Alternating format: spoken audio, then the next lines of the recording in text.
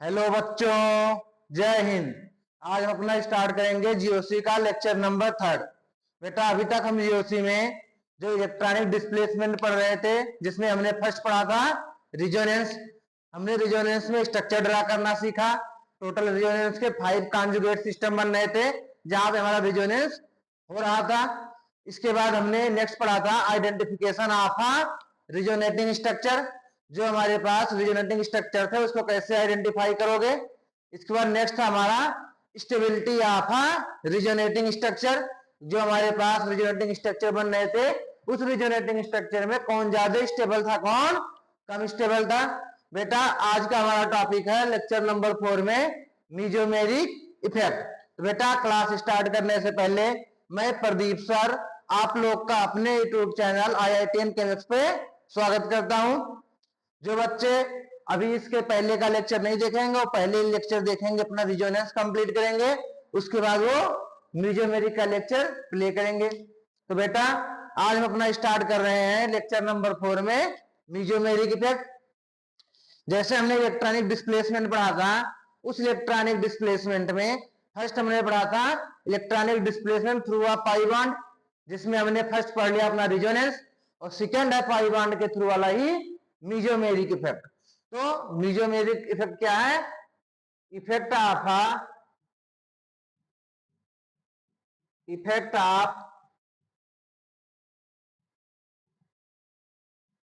Of functional group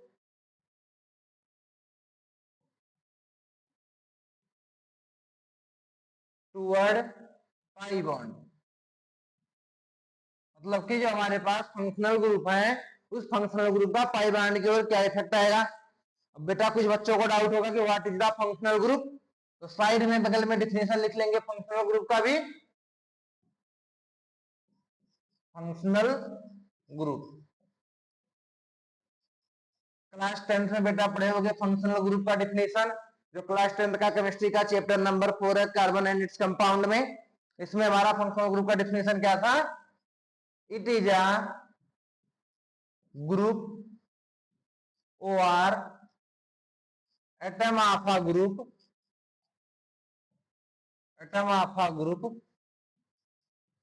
which decide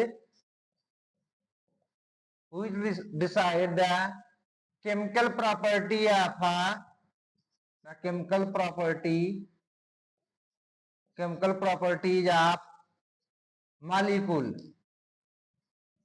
मतलब कि functional group क्या है? एक ऐसा ग्रुप और एटम ऑफ अ ग्रुप है which decide the chemical properties of a molecule. जैसे एग्जांपल में CHO that is known as aldehyde एक फंक्शनल ग्रुप है। OH एल्कोहल एक फंक्शनल ग्रुप है। CO that is known as ketone a functional group. COOH that is known as carboxylic acid is a functional group. बेटा जब हम IPSC nomenclature start करेंगे IPAC, तो उसमें सारा बताएंगे फंक्शनल ग्रुप का नॉमेनक्लेचर वगैरह कैसे करोगे। कुछ फंक्शनल ग्रुप एग्जांपल में लिख दिए, जैसे CHO that is known as aldehyde, OH that is known as alcohol, CO that is known as ketone, COOH that is known as carboxylic acid. This is known as aldehyde, this is known as alcohol, ketone, carboxylic acid. तो बेटा आज का हमारा topic है जो effect of a functional group toward pi bond. Pi bond की तरफ हम देखेंगे कि जो हमारे फंक्शनल ग्रुप है इसका क्या इफेक्ट आएगा। तो जो effect of a functional group toward pi bond है वो 2 टाइप्स के इफेक्ट होंगे। Effect of a functional group toward pi bond 2 type के इफेक्ट होंगे। एक होगा जो हमारा फंक्शनल ग्रुप इलेक्ट्रॉन डोनेट करेगा, दूसरा होगा जो फंक्शनल ग्रुप इलेक्ट्रॉन एक्सेप्ट करेगा। जैसे कार्बन डबल बॉन्ड कार्बन, इससे कोई फंक्शनल ग्रुप लगा हुआ है, functional group denoted by Fg, इससे कोई फंक्शनल ग्रुप लगा हुआ है। दूसरा भी C डबल बॉन्ड C, इससे भी कोई एक फंक्शनल ग्रुप लगा हुआ है। अब एक केस क्या होगा कि इस फंक्शनल ग्रुप पे कोई इलेक्ट्रॉन पेयर प्रेजेंट रहेगा, ये इलेक्ट्रॉन पेयर ये लोन पेयर जो है अपना इलेक्ट्रॉन इस पाई बॉन्ड को डोनेट करेगा, और दूसरा क्या होगा, इसके पास कोई ना कोई वैकेंट ऑर्बिटल होगा तो वो पाई बॉन्ड का इलेक्ट्रॉन एक्सेप्ट करेगा। तो एक में होगा पाई इलेक्ट्रॉन डोनर, मतलब फंक्शनल ग्रुप अपना इलेक्ट्रॉन डोनेट करेगा पाई बॉन्ड को, और दूसरा होगा पाई इलेक्ट्रॉन एक्सेप्टर। तो pi electron donor is known as plus M, मतलब plus mesomeric, and pi electron acceptor is known as minus M. तो हमारे पास जो फंक्शनल ग्रुप रहेंगे वो टू टाइप्स के होंगे। Some functional group donate the electron pair to the C double bond C, मतलब कि जिसपे पाई बॉन्ड को अपना इलेक्ट्रॉन पेयर डोनेट करेंगे, और some functional group which accept the electron pair from the pi bond. तो the functional group which donate the electron pair toward the pi bond is known as plus m, which accept the electron pair from the pi bond is known as minus m। तो अब हम देखेंगे कौन कौन से ऐसे functional group हैं जो प्लस एम शो करेंगे, कौन कौन से ऐसे फंक्शनल ग्रुप हैं जो माइनस एम शो करेंगे। तो प्लस एम के बेटा कोई अपना इलेक्ट्रॉन पेयर कब डोनेट करेगा, if they have a electron pair, मतलब कि अगर फंक्शनल ग्रुप के पास कोई electron pair that is known as lone pair present है, तो क्या करेगा, वो अपना इलेक्ट्रॉन पेयर डोनेट करेगा। तो कौन कौन से ऐसे फंक्शनल ग्रुप हैं जिसके पास इलेक्ट्रॉन पेयर प्रेजेंट है, जो जो फंक्शनल ग्रुप के पास इलेक्ट्रॉन पेयर प्रेजेंट है only that functional group will donate the electron pair to the C double bond C, मतलब कि पाई बॉन्ड। तो जैसे हमारा एक फंक्शनल ग्रुप हो गया OH, पहले क्लास में बता चुके हैं कि ऑक्सीजन है टू लोन पेयर, तो ऑक्सीजन के पास लोन पेयर प्रेजेंट है, मतलब कि वो अपना इलेक्ट्रॉन पेयर, इसके पास लोन पेयर प्रेजेंट है मतलब कि अपना इलेक्ट्रॉन पेयर इसको डोनेट करेगा। तो यहाँ बन जाएगा सी डबल बॉन्ड सी, यहाँ पे बन जाएगा सी डबल बॉन्ड सी, यहाँ पे आ जाएगा निगेटिव चार्ज। अभी आगे एक्सप्लेन करेंगे कि कैसे हमारा मीजोमेरिक इफेक्ट हो रहा है, बट अभी ये समझ लो कौन कौन से ऐसे ग्रुप हैं that will donate the electron pair. तो उन सारे ग्रुप को हम कैटेगराइज करेंगे जिनके पास लोन पेयर प्रेजेंट है, जैसे OH हो गया, NH2, nitrogen also having a lone pair, NR2, this nitrogen is also having a lone pair, OR, oxygen also having a lone pair, OC double bond OR, this is also oxygen having a lone pair. Next,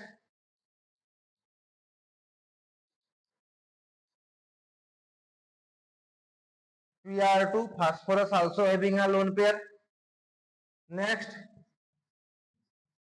NHCOR, this is also having nitrogen also having a lone pair. CH2 negative, this is also having a negative charge. बेटा इसके पहले वाले class में बताया कि negative charge का क्या मतलब है, दो इलेक्ट्रॉन प्रेजेंट है, ओ नेगेटिव। तो कौन कौन से ऐसे ग्रुप हैं जो इलेक्ट्रॉन पेयर डोनेट करेंगे, जो प्लस एम इफेक्ट शो करेंगे, the group which having a lone pair या फिर negative charge that will donate the electron pair toward the pi bond. तो वो सारे ग्रुप जिनके पास या तो नेगेटिव चार्ज है या फिर लोन पेयर प्रेजेंट है, वो क्या करेंगे, इलेक्ट्रॉन डोनेट करेंगे टुवर्ड द पाई बॉन्ड। तो हमारे पास कौन कौन से फंक्शनल ग्रुप हैं जिनके पास या तो नेगेटिव चार्ज रहे या फिर लोन पेयर रहे। अब कौन कौन से ऐसे ग्रुप हैं जो माइनस एम इफेक्ट शो करेंगे, कौन कौन से ऐसे ग्रुप हैं जो माइनस एम इफेक्ट शो करेंगे। माइनस एम का मतलब क्या है कि वो सारे ग्रुप माइनस एम शो करेंगे जो क्या होगा, इलेक्ट्रॉन पेयर एक्सेप्ट करेंगे। अब एक्सेप्ट दो तरीके से कर सकते हैं, या तो इनके पास वैकेंट ऑर्बिटल लें, या तो इनके पास वैकेंट ऑर्बिटल लें, या दूसरा tendency to create vacant orbital, tendency to create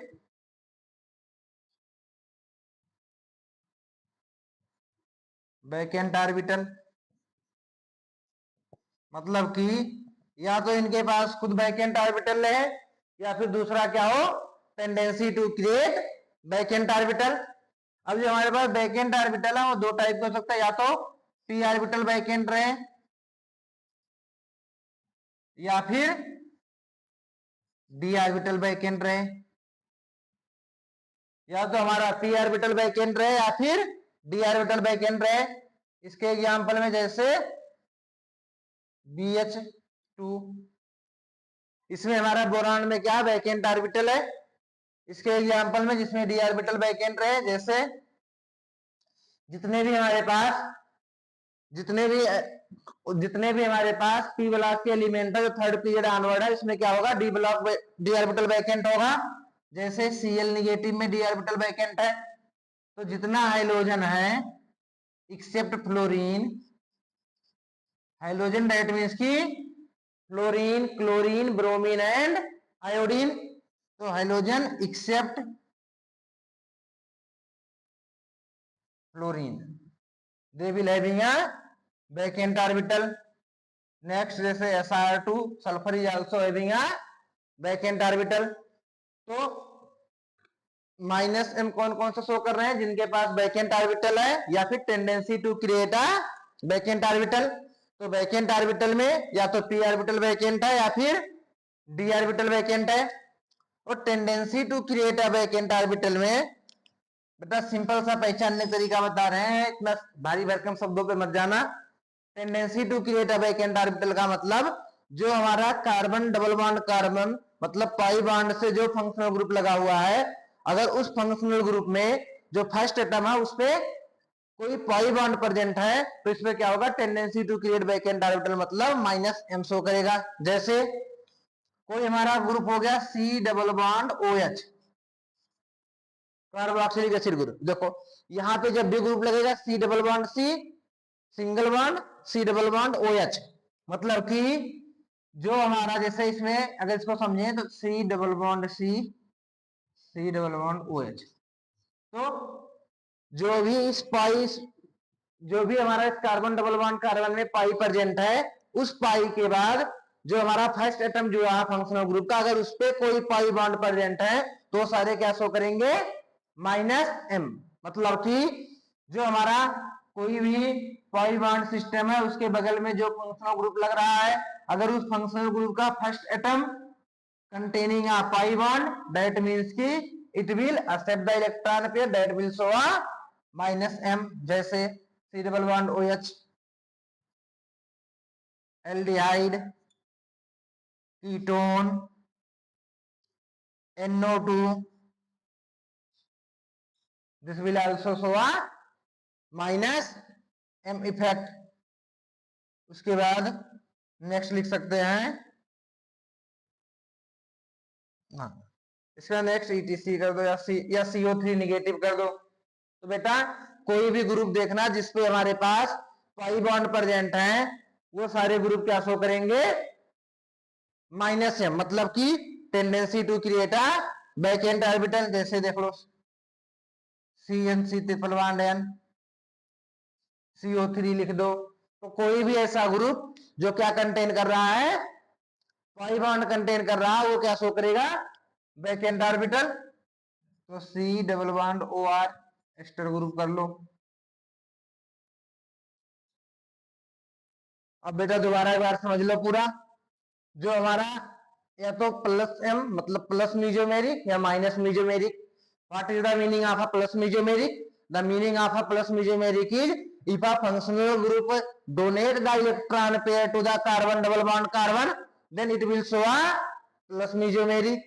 If a functional group accept the electron pair from the carbon double bond carbon, so it will show a minus mesomeric. Which functional group will donate the electron pair and which functional group will accept the electron pair, उसको कैसे पता करेंगे, the functional group which have a lone pair या negative charge। क्योंकि बेटा पहले class में बता चुके हैं कि हमारे पास लोन पेयर क्या है, जो अनसेड पेयर ऑफ इलेक्ट्रॉन है, जो खाली बैठा हुआ है। तो अगर इलेक्ट्रॉन खाली बैठा हो तो अपना इलेक्ट्रॉन क्या करेगा, डोनेट करेगा। और दूसरा क्या, निगेटिव चार्ज, मतलब कि जिसके पास लोन पेयर है या फिर निगेटिव चार्ज, तो निगेटिव चार्ज का मतलब है कि उसके पास भी इलेक्ट्रॉन पेयर प्रेजेंट है, तो वो अपना इलेक्ट्रॉन डोनेट कर सकता है। तो या तो इस पे लोन पेयर रहेगा या तो निगेटिव चार्ज रहेगा, then it will show the plus mesomeric. तो बेटा प्लस मीजोमेरिक पहचानने का तरीका, अगर फंक्शनल ग्रुप पे जो एटम हमारा कार्बन से अटैच है, अगर उस पे लोन पेयर या निगेटिव चार्ज है तो that will show plus mesomeric effect. And minus mesomeric क्या है, जो हमारा फंक्शनल ग्रुप लगा हुआ है उस फंक्शनल ग्रुप में या तो वैकेंट पी ऑर्बिटल है या वैकेंट डी ऑर्बिटल है। जैसे वैकेंट पी ऑर्बिटल BH2 में है, SR2 में वैकेंट डी ऑर्बिटल है, या फिर tendency to create a vacant D orbital. Tendency to create a vacant D orbital का मतलब है कि कोई भी फंक्शनल ग्रुप जो एटम हमारा कार्बन से लगा हुआ, अगर उसके ऊपर क्या प्रेजेंट है, पाई बॉन्ड प्रेजेंट है, तो वो क्या करेंगे, सारे माइनस एम इफेक्ट शो करेंगे। तो बेटा इतने का स्क्रीनशॉट ले लो।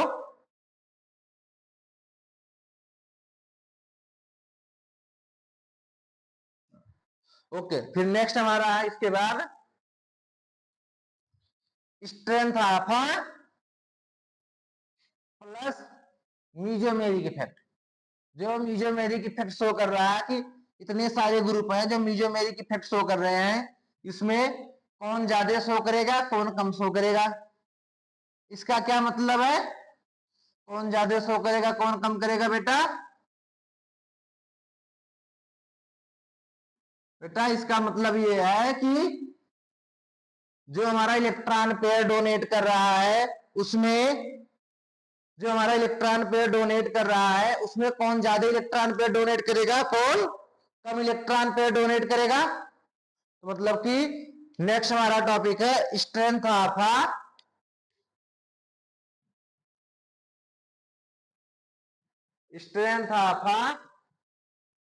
प्लस एम, मतलब कि strength of plus mesomeric effect, कि जो इलेक्ट्रॉन पेयर डोनेट कर रहा है carbon double bond carbon pi bond को, तो उसमें कौन ज्यादा डोनेट करेगा कौन कम डोनेट करेगा। तो इसके लिए जैसे बेटा स्टेबिलिटी के लिए कुछ रूल बताए थे कि कौन ज्यादा स्टेबल है कौन कम स्टेबल है, सेम इसमें भी कुछ पॉइंट बताएंगे, उस सारे पॉइंट के बेसिस पे हम फाइंड आउट करेंगे कि किसका स्ट्रेंथ ज्यादा है किसका स्ट्रेंथ कम है। तो जो हमारा फर्स्ट पॉइंट है स्ट्रेंथ ऑफ ओवरलैपिंग में, मतलब कि हम चेक करेंगे कौन इलेक्ट्रॉन पेयर ज्यादा डोनेट करेगा कौन कम करेगा। तो जो हमारा फर्स्ट इसमें पॉइंट चेक करेंगे extent of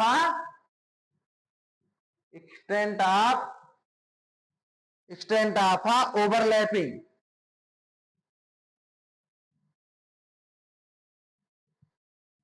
extent of overlapping, ये बेटा क्या है एक्सटेंट ऑफ ओवरलैपिंग?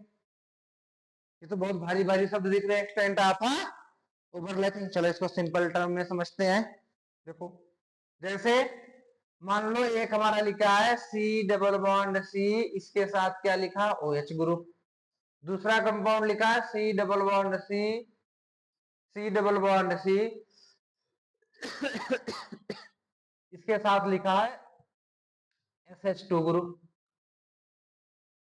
या फिर Pr2 कोई सा ग्रुप लिख लो, चलो SH2 ही रहने दो। सी डबल बॉन्ड सी के साथ OH है, दूसरा सी डबल बॉन्ड सी के साथ SH2 ग्रुप लगा हुआ है। अब हमको इसमें चेक करना है,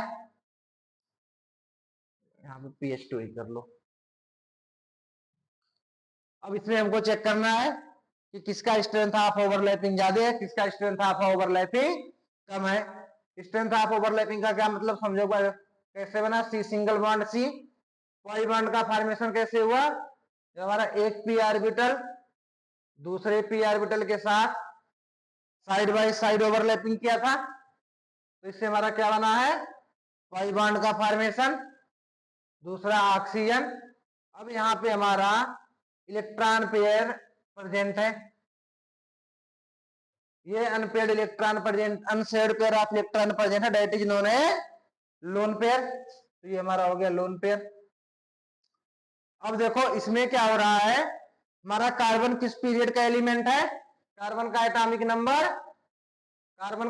number 6, electronic configuration 1s2 2s2 2p2, मतलब कि कार्बन किसका है 2p।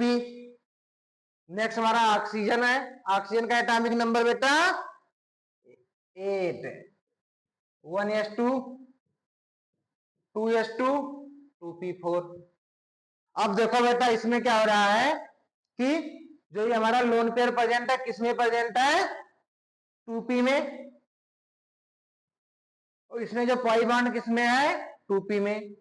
तो स्ट्रेंथ ऑफ ओवरलैपिंग का मतलब है कि इसमें 2p का 2p के साथ ओवरलैपिंग हो रहा है, मतलब कि 2p का जो 2p ऑर्बिटल है 2p ऑर्बिटल के साथ ओवरलैपिंग कर रहा है। दूसरा देखो इसमें बेटा यहाँ पे ये कंफ्यूज मत हो जाना कि सर यहाँ तो कार्बन की वैलेंसी ना पूरा है।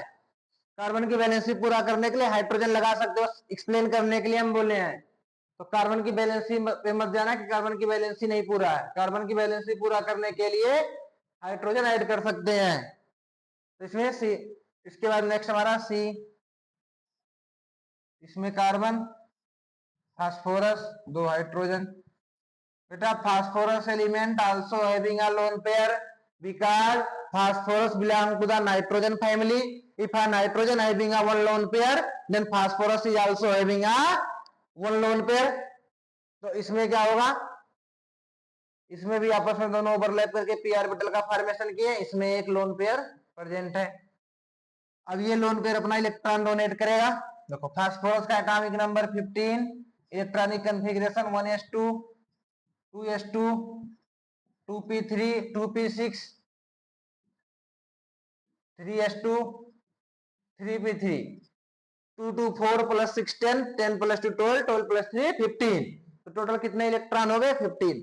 अब इसमें क्या यूज हुआ, 3p, इसमें क्या यूज हुआ, 2p। देखो इसमें क्या ओवरलैपिंग हो रहा है, इसमें 2p का 2p के साथ ओवरलैपिंग हो रहा है, इसमें 2p का 3p के साथ ओवरलैपिंग हो रहा है।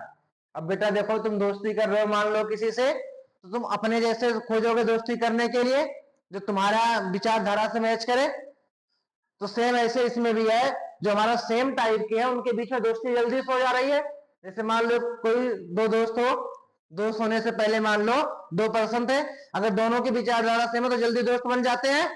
सेम ऐसे इसमें है, दोनों सेम सेम ऑर्बिटल है, तो इसका ओवरलैपिंग अच्छा होगा, इसीलिए क्या लिखे, एक्सटेंट ऑफ ओवरलैपिंग। इसमें क्या होगा, एक 2p है दूसरा 3p है, मतलब एक छोटे साइज का दूसरा बड़े साइज का है, तो इनके बीच में ओवरलैपिंग उतना अच्छा नहीं होगा। जैसे मान लो 2 लोग हैं, एक कम एज का है, एक बहुत ज्यादा एज का है, तो इनके बीच में दोस्ती उतनी आसानी से नहीं होगी। सेम ऐसे इसमें एक छोटे साइज का एक बड़े साइज का, तो इसमें ओवरलैपिंग उतना अच्छा नहीं होगा। बट इसमें ओवरलैपिंग क्या होगा, अच्छे से होगा। दैट मीन्स कि इसका एक्सटेंट ऑफ ओवरलैपिंग फास्ट होगा, तो ये अपना इलेक्ट्रॉन पेयर ज्यादा डोनेट करेगा। तो जिसमें 2p का ओवरलैपिंग होगा, इसका स्ट्रेंथ ऑफ प्लस म्यूजियोमेरिक इफेक्ट भी ज्यादा होगा, जिसमें 2p 3p का ओवरलैपिंग होगा, मतलब कि इसमें इलेक्ट्रॉन डोनेशन टेंडेंसी ज्यादा होगी as compare to this compound. अब बेटा एक डाउट आ रहा होगा आप लोग को, कि सर हम पढ़ क्यों रहे हैं इसको, क्यों इलेक्ट्रॉन डोनेट करवा रहे हैं। जैसे इसके पास इलेक्ट्रॉन ऑक्सीजन के पास था, क्यों ऑक्सीजन अपना इलेक्ट्रॉन डोनेट कर रहा है, क्या नीड ऑक्सीजन को इलेक्ट्रॉन डोनेट करने की कार्बन को, क्यों अपना ऑक्सीजन अपना इलेक्ट्रॉन डोनेट कर रहा है कार्बन को। इसमें रिजोनेंस में भी ऐसे करते थे आप। तो देखो बेटा इसका आंसर सुनो, कि जो हम रिजोनेंस में करते थे म्यूजियोमेरिक में करते थे, क्या डिफरेंस है एक बार देखो इसको। जैसे हमारा रिजोनेंस में क्या हो रहा था बेटा, रिजोनेंस में क्या हो रहा था, मान लो C डबल बॉन्ड C था, चलो कंप्लीट लिख देते हैं बेटा, नहीं बार बार आप लोग कहोगे कि सर कार्बन की बैलेंसी ना पूरा है, क्या करे, ऐसे ना होता है। Carbon 2 hydrogen double bond, hydrogen single bond C, 2 hydrogen positive charge. अब इसमें क्या होगा देखो, इसका तो ऑक्टेट कंप्लीट है, इस कार्बन का भी ऑक्टेट कंप्लीट है। तो सर जी ये ऑक्टेट क्या है, ऑक्टेट कहां से आ गया, ऐसे नहीं बोलते बेटा, ऑक्टेट कहां से आ गया। ऑक्टेट का मतलब है कि हर एक एलिमेंट ट्राई क्या करता है कि उसके आउटर मोस्ट सेल में कितने इलेक्ट्रॉन हो जाए, 8 इलेक्ट्रॉन। 8 इलेक्ट्रॉन इसलिए होना चाहता जिससे वो क्या बन जाए, स्टेबल हो जाए, आराम से मस्त जिंदगी जी स्टेबल होके, क्यों फालतू इधर भागा दौड़ी करना। इसीलिए चाहता है हर एक एलिमेंट कि उसके बैलेंस सेल में, आउटर मोस्ट सेल में कितने इलेक्ट्रॉन हो जाए, 8 इलेक्ट्रॉन। तो उसके लिए क्या करेगा, या तो इलेक्ट्रॉन का शेयरिंग करेगा या इलेक्ट्रॉन का ट्रांसफर करेगा, मतलब इलेक्ट्रॉन लूज करेगा या इलेक्ट्रॉन गेन करेगा। कुछ भी करके एलिमेंट क्या चाहेगा कि उसके बाहर वाले सेल में 8 इलेक्ट्रॉन हो जाए, जिससे मस्त आराम से सोता रहे। सोने का मतलब बेटा यहाँ पे है जिससे वो स्टेबल हो जाए, मतलब कि उसकी रिएक्टिविटी कम हो जाए। देखो इसमें इसमें कार्बन का चेक करो, कार्बन के ये 2 इलेक्ट्रॉन, इस कार्बन के 2 इलेक्ट्रॉन, यहाँ पे 1 इलेक्ट्रॉन कार्बन का, 1 इलेक्ट्रॉन हाइड्रोजन का, 1 इलेक्ट्रॉन इस हाइड्रोजन का। इस पे 1 इलेक्ट्रॉन, 1 इलेक्ट्रॉन, 1 इलेक्ट्रॉन, 1 इलेक्ट्रॉन, ओ 1 इलेक्ट्रॉन, 1 इलेक्ट्रॉन, 1 इलेक्ट्रॉन, 1 इलेक्ट्रॉन। देखो बेटा इस कार्बन का चेक करो, इसमें इसके साथ अपना इलेक्ट्रॉन शेयर किया, मतलब 4 इलेक्ट्रॉन यहाँ हो गए, 2 यहाँ पे 6, 2 यहाँ पे 8, मतलब इस कार्बन का 8 इलेक्ट्रॉन कंप्लीट हो गया। इस कार्बन का चेक करो, 2 2 + 2 4 + 2 6 + 2 8, मतलब इस कार्बन ने जो टोटल बॉन्ड बनाए हैं इसके भी 8 इलेक्ट्रॉन कंप्लीट हो गए। इसके चेक करो, 2 2 4 2 6, इसके तो 8 इलेक्ट्रॉन कंप्लीट नहीं है, मतलब ये स्टेबल तो नहीं है। एक और डाउट आ रहा होगा, ये सर जी हाइड्रोजन के 8 इलेक्ट्रॉन कहाँ पे हैं, आप तो बहुत ऑक्टेट ऑक्टेट कर रहे हो, तो हाइड्रोजन के 8 इलेक्ट्रॉन कहाँ पे हैं, फिर ये स्टेबल क्यों है? आप तो बहुत 8 8 कर रहे हो कि 8 इलेक्ट्रॉन हो जाएगा, आराम से सोता रहेगा। तो बेटा हाइड्रोजन जो होता है किस नोबेल गैस के करीब है, हीलियम के, क्योंकि हाइड्रोजन का एटॉमिक नंबर 1, हीलियम का एटॉमिक नंबर 2। तो हाइड्रोजन क्या करेगा, अपना ऑक्टेट ना करके डबलेट कंप्लीट करेगा, मतलब कि इसके बैलेंस सेल में कितने इलेक्ट्रॉन चाहिए, 2 इलेक्ट्रॉन। देखो 1 + 1 2, 1 + 1 2। अब इस कार्बन का तो ऑक्टेट कंप्लीट नहीं है, मतलब कि ये कार्बन क्या करेगा, चयन के लिए तो नहीं सो पाएगा, ये रिएक्टिव होगा, ये हमारा कार्बोकेटायन रिएक्टिव होगा। तो क्या कहेगा कि हे भैया ये बगल वाले से चल हमको इलेक्ट्रॉन दे दो यार, हमारे पास तो इलेक्ट्रॉन की कमी है, तो इससे इलेक्ट्रॉन मांगने आएगा, मतलब रिजोनेंस हो रहा है। देखो डबल पाई पाई सिग्मा पॉजिटिव, एक बताया था ना रिजोनेंस का कॉन्जुगेट सिस्टम। अब इसमें क्या करेगा, देखो भैया इलेक्ट्रॉन दे दो, हम भी बन जाए थोड़ा सा स्टेबल, आप बहुत स्टेबल स्टेबल हो रहे हो।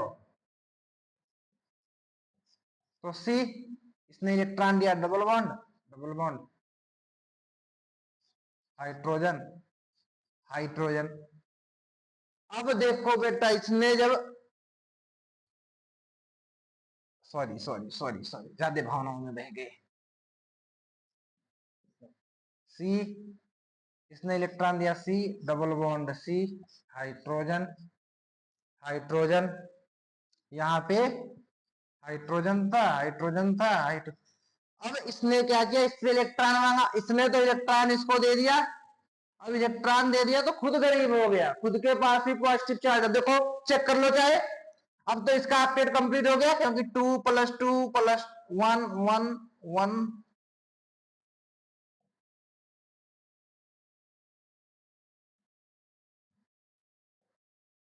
देखो बेटा इसका तो 2 + 2 4 + 2 6 + 2 8, इस कार्बन का तो कंप्लीट हो गया, 2 + 2 4 + 2 6, देखो 2 4 + 2 6 + 2 8, इसका भी कंप्लीट हो गया। इसका देखो 2 2 4 2 6, अब ये गरीब हो गया, मतलब कि रिजोनेंस क्या कर रहा है, एक टाइम या तो इसको स्टेबल कर रहा है, अगर जब ये हमारा इसको स्टेबल करने जा रहा है तो खुद गरीब हो जा रहा है, मतलब कि इसको चैन की नींद सुलाने जा रहा है तो खुद उसकी नींद गायब हो जा रही है, खुद अनस्टेबल हो जा रहा है। बट अगर हम म्यूजियोमेरिक इफेक्ट शो कर रहे हैं, जैसे मान लो इसमें म्यूजियोमेरिक हो रहा था, C double bond C, oxygen, hydrogen, hydrogen, hydrogen. बेटा देखो ऑक्सीजन के बैलेंस सेल में कितने इलेक्ट्रॉन थे, ये हमारा टोटल आउटर मोस्ट इलेक्ट्रॉन जिन्होंने बैलेंस सेल 4 + 2 6 इलेक्ट्रॉन थे, तो 2 इलेक्ट्रॉन तो बॉन्ड बना लिए, 4 इसके खाली बैठे हुए हैं, मतलब 2 लोन पेयर इस पे प्रेजेंट है। अब ये क्या करेगा, मीजोमेरिक में अपना लोन पेयर डोनेट किया, अपना लोन पेयर डोनेट किया, ऐसे डोनेट कर दिया लोन पेयर, तो बन क्या गया, सी कार्बन डबल बॉन्ड, इस पे आ गया इलेक्ट्रॉन डोनेट किया तो पॉजिटिव चार्ज, इसका एक लोन पेयर तो बैठा हुआ है, सी सी इस पे आ गया निगेटिव चार्ज, सी सी इस पे क्या आ गया, निगेटिव चार्ज। अब इसको चेक करो, तो इस पे 1 2 3 4 5 6 7 8 9 10, ओए ऐसे मत काउंट करो 1 2, देखो इसका, देखो इसके कितने इलेक्ट्रॉन हुए, 2 + 2 4 + 2 6। और बताए थे बेटा पहले या दूसरे क्लास में कि अगर कहीं निगेटिव चार्ज है इसका मतलब 2 इलेक्ट्रॉन। यार ये तो फेस बन गया कैसे, स्माइली फेस। ऐसे मत जाओ, ये हमारा क्या बता रहा है, इलेक्ट्रॉन है, ये माइनस चार्ज है, मतलब इसका काउंट करो 2 + 2 4 + 2 6 + 2 8। इस कार्बन का ऑक्टेट कंप्लीट हो गया। इसका चेक करो, इसका चेक करो, इसका चेक करो, 2, यहाँ पे तो एक हाइड्रोजन रहेगा ना, इसका चेक करो जी, 4 + 2 6 + 2 8, इसका भी कंप्लीट हो गया। इसका भी चेक करो तो, इसका चेक करो तो 4 + 2 6 + 2 8, मतलब कि इसमें सारे एलिमेंट का क्या हो रहा है, ऑक्टेट कंप्लीट हो रहा है। तो इसलिए हमारा जो मेसोमेरिक इफेक्ट है वो रिजोनेंस से ज्यादा पावरफुल है, क्योंकि रिजोनेंस क्या कर रहा है, एक टाइम अगर एक को स्टेबल कर रहा है तो खुद अनस्टेबल हो जा रहा है, अगर इसको स्टेबल करने जा रहा है, उसका ऑक्टेट कंप्लीट करने जा रहा है तो खुद की ऑक्टेट में कमी आ जा रही है। बट हमारा जो मेसोमेरिक है ऐसा नहीं है, मेसोमेरिक क्या कर रहा है, अपना तो ऑक्टेट कंप्लीट रहते हुए भी दूसरे को ऑक्टेट कंप्लीट कर रहा है, मतलब कि अपना तो सो रहा, दूसरे वाले कह रहा तू भी भाई सो आराम से, क्यों इधर उधर घूमना, तू भी अपना ऑक्टेट कंप्लीट कर। तो हमारा इसलिए मेसोमेरिक इफेक्ट जो है मोर पावरफुल है कंपेयर टू द रिजोनेंस। बेटा जब भी चेक करेंगे कि कौन हमारा ज्यादा अच्छा स्ट्रेंथ है मेसोमेरिक इफेक्ट का, उसमें सबसे पहला पॉइंट अपना चेक करें एक्सटेंट ऑफ ओवरलैपिंग, मतलब किसकी ओवरलैपिंग अच्छी है, मतलब कि जिसमें 2p का ओवरलैपिंग हो रहा है वो ज्यादा अच्छा ओवरलैपिंग करेगा as compare to the 2p and 3p। अब बेटा चलो अपने नेक्स्ट पॉइंट पे चलते हैं, इसका स्क्रीनशॉट वगैरह ले लो। हाँ जी, हो गया ना, बच्चे बहुत तेज हैं, वो लेट ना करेंगे, मास्टर भले लेट कर दे।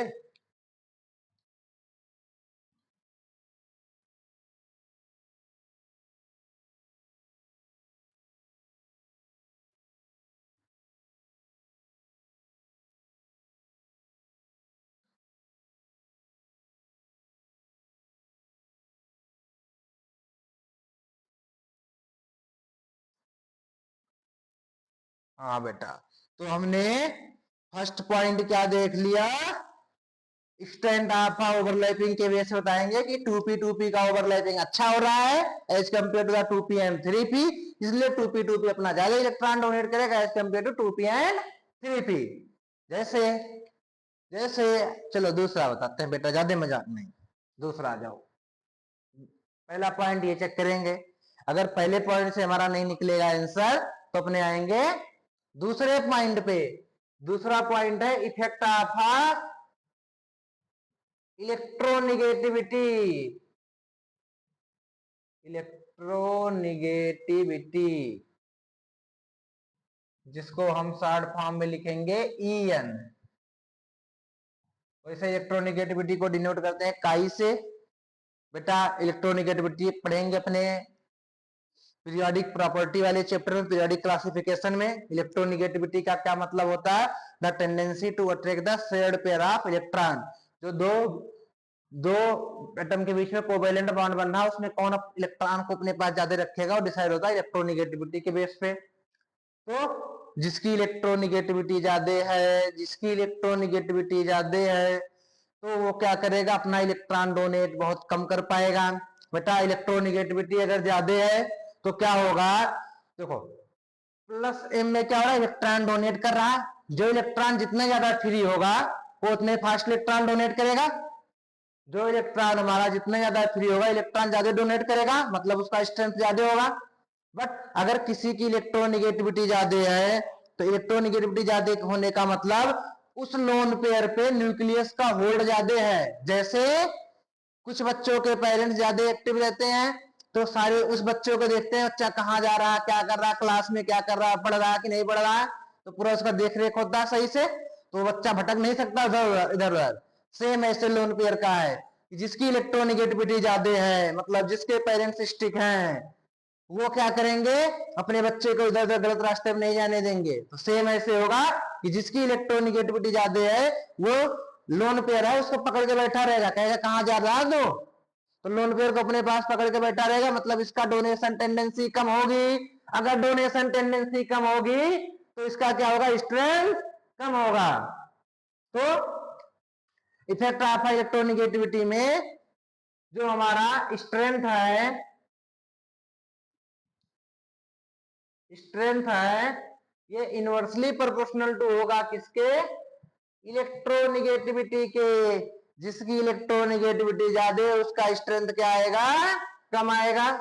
चलो एग्जांपल से समझ लेते हैं, ऐसे ना समझ में आता मास्टर, एग्जांपल से समझाओ। चलो एग्जांपल से समझो, जैसे आप लोग की मर्जी, सी डबल बॉन्ड सी, यहाँ पे हमने लिख दिया NH2 ग्रुप। बेटा कार्बन की वैलेंसी वैलेंसी पूरा कर लियो, कार्बन की 4 वैलेंसी होती है, इसमें बार बार मत मास्टर को गलत बताना। दूसरा इसमें कंपाउंड है सी डबल बॉन्ड सी, इसके साथ लगा है ओ मतलब ऑक्सीजन, वैलेंसी पूरी हो गई। और तीसरा है कार्बन डबल बॉन्ड कार्बन, यूं यूं यूं, इसके साथ लगा फ्लोरीन, ओए फ्लोरीन। बेटा अभी पढ़ाएंगे पीरियोडिक प्रॉपर्टी में कि इलेक्ट्रोनिगेटिविटी का ऑर्डर कैसे याद करोगे। फोकल ने ब्रोमीन से कहा इमरान हाशमी, बताएंगे अच्छे अच्छे ट्रिक बताएंगे उसमें। तो इस पे आ जाओ, ये नाइट्रोजन पे लोन पेयर है, एक एक लोन पेयर दिखा रहे हैं, बाकी तुम दिखा लियो। ऑक्सीजन में 2 होते हैं, नाइट्रोजन पे 1 होते हैं, फ्लोरीन पे 3 होते हैं। तो ये हमारा ऑक्सीजन नाइट्रोजन है, ऑक्सीजन फ्लोरीन है। बेटा जो इलेक्ट्रोनिगेटिविटी का ऑर्डर आता है इसको सिखाएंगे कैसे क्या आता है। फ्लोरीन का सबसे ज्यादा होता है, फिर ऑक्सीजन का है, फिर नाइट्रोजन का है।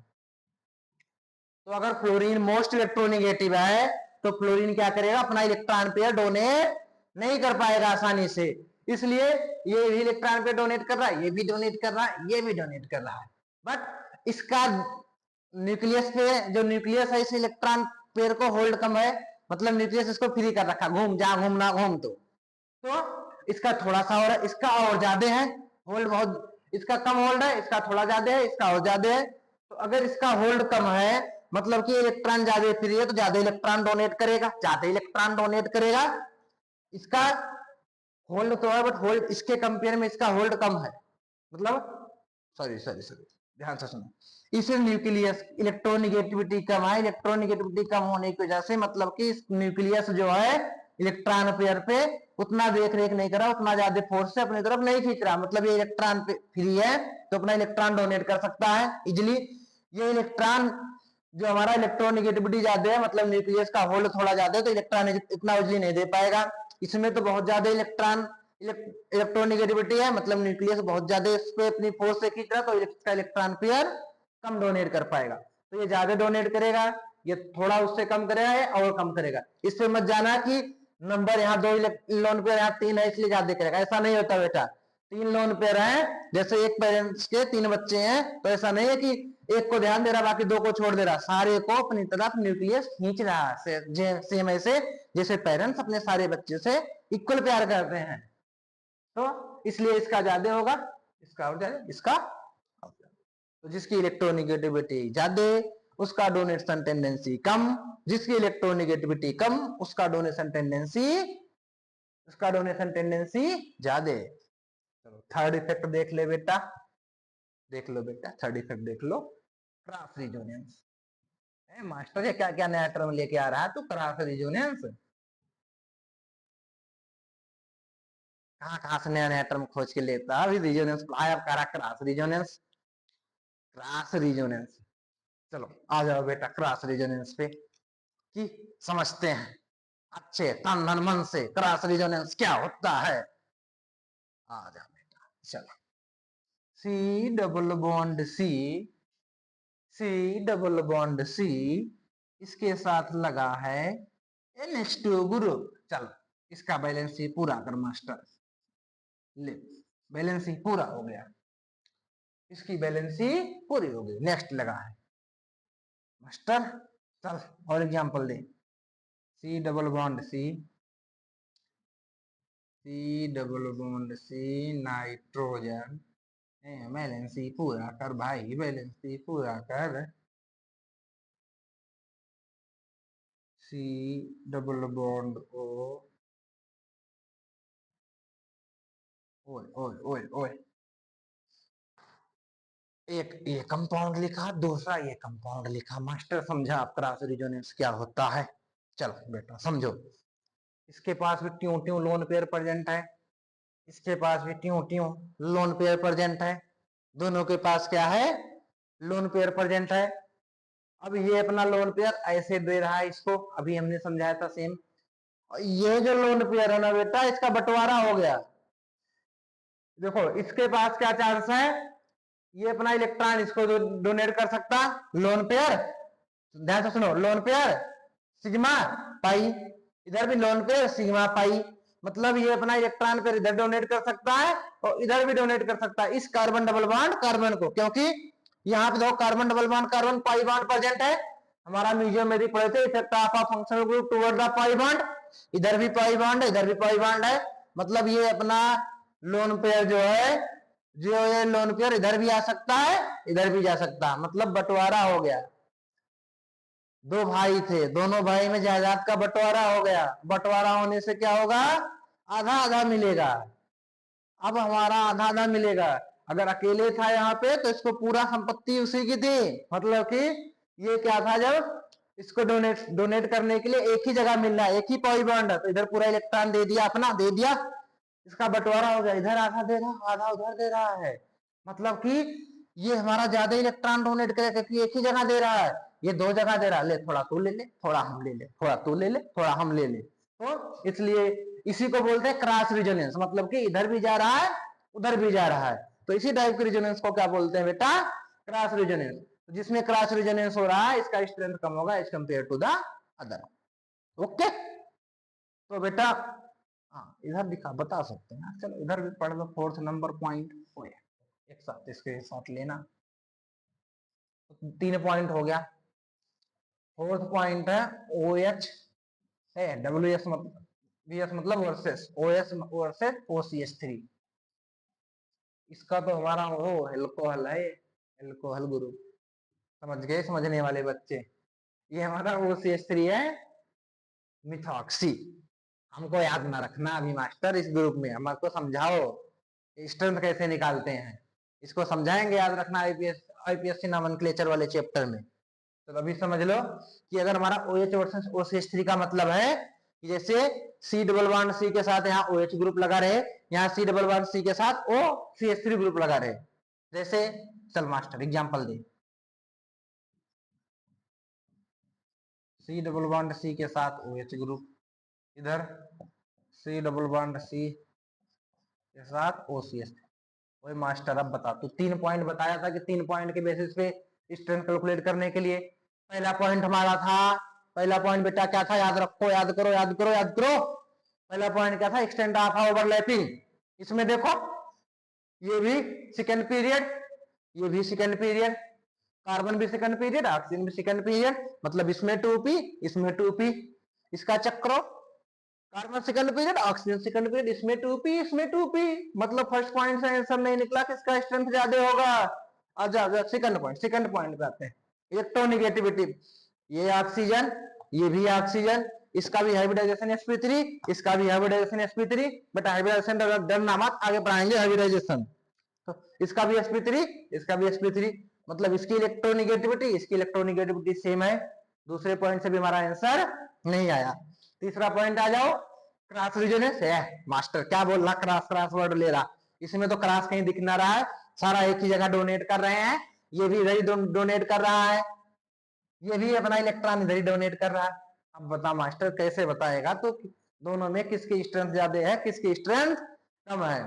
तो बेटा इस टाइप का केस आएगा, तो आओ इसको समझते हैं कि इस टाइप के केस को कैसे डील करेंगे, कि किसका स्ट्रेंथ ज्यादा है, किसका स्ट्रेंथ कम है। बताएं बेटा, चलो आ सी डबल बॉन्ड सी के साथ है OH, C double bond C, इसके साथ क्या है ऑक्सीजन हाइड्रोजन, इसका पी ऑर्बिटल, इसको पी ऑर्बिटल बना दे। और मास्टर तो बहुत बिठाता रहता है बार बार। इसके पास भाई लोन पेयर प्रेजेंट है, मतलब यूं ट्यूं ट्यूं ट्यूं, इसके ओवरलैपिंग हो रहा है। अब बेटा देखो हर जगह कंपनी इधर बता दे रहे हैं। बेटा इसका स्क्रीनशॉट ले लो एक बार, तो इसका स्क्रीनशॉट ले लो,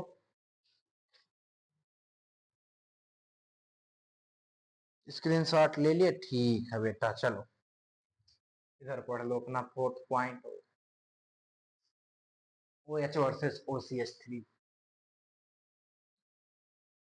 थोड़ा सा इसमें हाइब्रिडाइजेशन वाला चैप्टर का यूज होगा, तो बेटा समझ लेना। हाइब्रिड जब केमिकल बॉन्डिंग पढ़ाएंगे तो उसमें हाइब्रिडाइजेशन सही से बताएंगे। देखो इसमें कैसे ऑक्सीजन के साथ हाइड्रोजन है, इधर क्या है कार्बन है, तो कार्बन है हाइड्रोजन है, कार्बन है double bond carbon, hydrogen hydrogen तो छोड़ दो, हाइड्रोजन हाइड्रोजन से कोई दिक्कत ना, इसकी जो वैलेंसी पूरा कर लियो। इसमें भी ऐसे है, ऑक्सीजन है, इसके साथ में CH3 ग्रुप लगा हुआ है, यहाँ पे कार्बन है डबल बॉन्ड कार्बन है, हाइड्रोजन हाइड्रोजन लगा दिया। बेटा अभी हाइब्रिडाइजेशन वाले चैप्टर में पढ़ाएंगे ना, जब हाइब्रिडाइजेशन का चैप्टर पढ़ाएंगे, मतलब कि केमिकल बॉन्डिंग पढ़ाएंगे, तो उसमें बताएंगे एक कि कैसे कैलकुलेट करोगे, कैसे कैलकुलेट करोगे, कैसे कैलकुलेट करोगे हाइब्रिडाइजेशन एंड उनके बीच का बॉन्ड एंगल। जैसे ऑक्सीजन वाटर मॉलिक्यूल ले लो, पानी जो पीते हो, इसमें due due 2 loan pair present है, तो इस वजह से इसका बॉन्ड एंगल आता 104 डिग्री, आना चाहिए 109 डिग्री 28 मिनट, बट आता 104 डिग्री। इसका हाइब्रिडाइजेशन आता है sp3। अगर ऐसे ऑक्सीजन इसके साथ एक CH3 ग्रुप लगा रहे, दूसरा भी CH3 ग्रुप लगा रहे, तो इसका बॉन्ड एंगल आ जाएगा 111, मतलब 111। इस पे भी एक लोन पेयर इधर था, दूसरा लोन पेयर इधर था। बेटा इसको अच्छे से एक्सप्लेन करेंगे हाइब्रिडाइजेशन, हाइब्रिडाइजेशन पढ़ाएंगे केमिकल बॉन्डिंग चैप्टर में, ज्यादा अच्छे समझ में आएगा। अभी एक बार समझा रहे हैं अच्छे से। देखो इसका हाइब्रिडाइजेशन आएगा sp3, इसका भी हाइब्रिडाइजेशन आता है sp3, दोनों में बॉन्ड एंगल आना चाहिए था 109 डिग्री 28 मिनट, टेट्राहेड्रल दोनों का स्ट्रक्चर होगा, बट इसमें क्या आएगा 104 डिग्री, इसमें 111 डिग्री, क्योंकि इसमें क्या हो रहा है, इस CH3 दोनों बल्कि ग्रुप है। देखो ऑक्सीजन एक CH3 दूसरा CH3, ऑक्सीजन एक CH3 दूसरा CH3, तो CH3 बल्कि होने की वजह से क्या कर रहे हैं, दोनों ऊपर चले जा रहे हैं, क्योंकि दोनों क्या होना चाह रहे हैं, स्टेबल होना चाह रहे हैं, इसलिए बॉन्ड एंगल क्या कर रहे हैं, थोड़ा सा इंक्रीज कर दे रहे हैं, इसलिए पहुंच जा रहा है 1011, मतलब 111 डिग्री। बट इसमें क्या हो रहा, ऑक्सीजन ट्यू से हाइड्रोजन छोटा सा, तो दोनों आपस में रिपेल नहीं कर रहे हैं, दोनों दूर भागना नहीं चाह रहे हैं, तो इस वजह से क्या आएगा, इसका बॉन्ड एंगल 104 डिग्री, बट दोनों का हाइब्रिडाइजेशन क्या है sp3। अब सेम ऐसे इसमें केस बन रहा है, इसमें देखो एक हाइड्रोजन है एक कार्बन है, जैसे एक सीट पे बैठना, एक थोड़ा हेल्दी है एक छोटा सा, दोनों बैठ जाएंगे, बट एक ही सीट छोटी सी सीट है, इसमें दोनों हेल्दी पर्सन बैठना चाहेंगे तो दोनों ही नहीं बैठ पाएंगे। जैसे इसमें देखो इस ऑक्सीजन के पास कार्बन, इसके पास कार्बन, तो इसका जो बॉन्ड एंगल आएगा 104 के आसपास ही आएगा, इसका 111 के आसपास आएगा, इसका जो ये अपना इलेक्ट्रॉन पाई, फिर ये अपना इलेक्ट्रॉन डोनेट करेगा ऐसे, इसमें भी दूसरे पेन से बना दें, ज्यादा अच्छा समझोगे।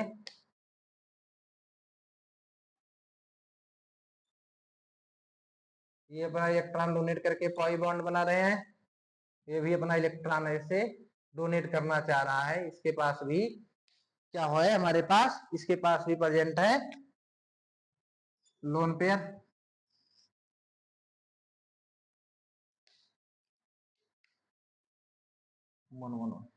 तो ये अपना लोन पेयर ऐसे डोनेट करना चाह रहा है, इसके पास भी लोन पेयर था, ऐसे अपना लोन पेयर ये डोनेट कर रहा है, डोनेट कर रहा है। अब इसमें क्या होगा बेटा, इस कार्बन के बीच में रिपल्सन होने की वजह से बॉन्ड एंगल इंक्रीज हुआ है। बॉन्ड एंगल इंक्रीज होने की वजह से जो एक लाइन में आ रहे थे ओवरलैपिंग करने के लिए, सेम प्लेन में आ रहे थे, तो थोड़ा सा क्या होगा, आउट ऑफ प्लेन हो जाएगा। आउट ऑफ प्लेन होने की वजह से इसकी ओवरलैपिंग उतनी अच्छी नहीं होगी जितनी की ओवरलैपिंग इसमें अच्छा हो रहा था, क्योंकि इसमें क्या हो रहा था, दोनों साइड सेम प्लेन में हो रहे थे। क्योंकि ओवरलैपिंग के लिए बेटा बॉन्ड बनाने के लिए कुछ कंडीशन होने चाहिए कि वैकेंट ऑर्बिटल होने चाहिए। हमारे पास जिस ऑर्बिटल के बीच में ओवरलैपिंग हो रहा है दोनों सेम प्लेन में होना चाहिए। इसमें तो सेम प्लेन है, क्योंकि इसमें रिपल्सन नहीं हो रहा है, तो ये सेम प्लेन में था, तो इसलिए इसने इजिली डोनेट कर दिया।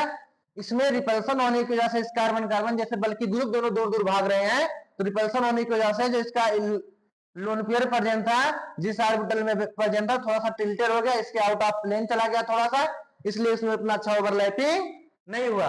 तो क्यों नहीं अच्छा ओवरलैपिंग हुआ, ड्यू टू